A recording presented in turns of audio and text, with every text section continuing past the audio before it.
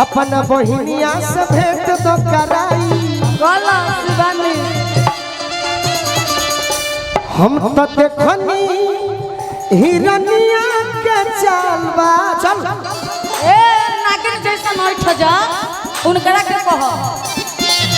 ये तो कलाकार है कि हम तो देखनी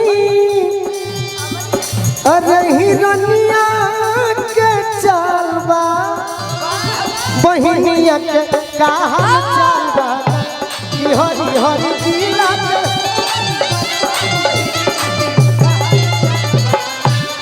हरी हरी जिला के सुपर मालवा बहिनिया के कहल चलबा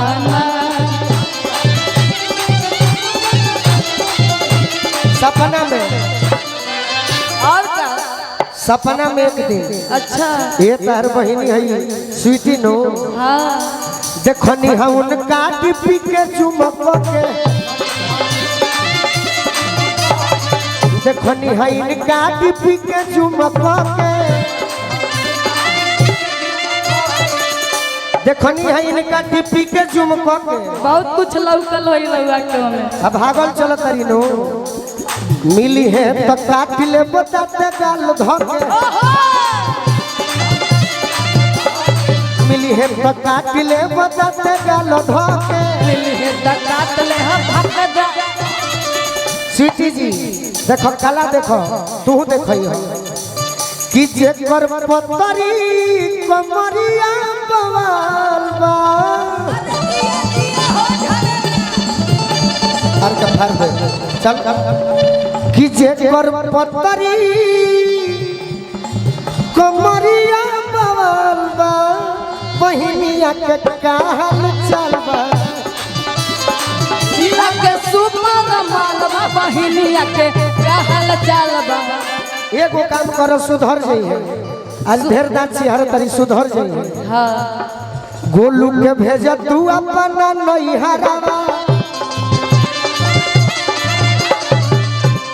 लूट लेती तहरा बहिन संग लहरा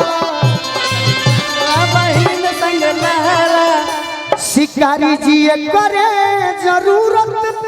तकालबा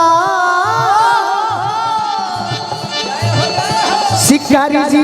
करे जरूरत तकालबा बहिनिया के कहल चलबा सुपर मालवा बहिनिया के कहल चलबा हरी हरी जिला के सुपर मालवा बहिनिया के कहल चलबा हरी हरी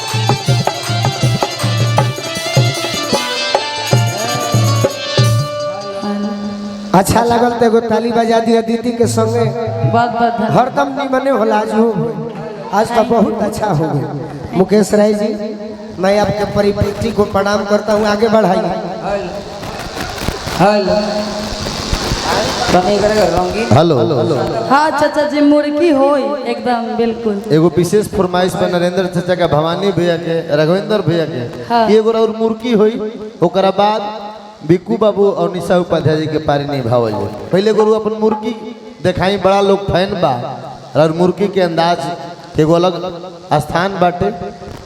मंत्री जी के सुपुत्र हमारा अमरजीत भैया की ओर से बहुत बहुत आशीर्वाद मिलल साथ है कुछ कलाकार के देखे खातिर खास करके तहार गीत संगीत तो निमन होला तार डांस के भी जवाब नहीं है हम हर कलाकार से यह कहिला कि तू लोग रील बनावे लू तो दूसरे के गीत पर खूबे नाच देबू अपन व्यू कमाए खातिर फॉलोअर बढ़ावे खातिर और जब मंच पर नाचे के कहला तो कहलू कि मुझे नहीं आती है मैं आपको धन्यवाद देता हूँ कि आप में सब कला है देखो मुर्गी रह गई बा तू अपने गीतिया में कोनो में दर्शा दी हम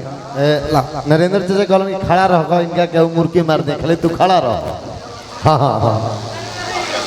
कौन गीत पर मुर्गी हुआ अपने से सोच लो मुर्गी वाला गीतो होला एक दूगो सुर दी तनी भिखारी भैया हेलो जी हेलो हाउ गाना जाने लो कोई के बियाह नहीं हर बड़ा छोड़ले हाँ जी वही पर मुर्गी तो हो जाएगी हम अंतरा याद करवा दे चल हेलो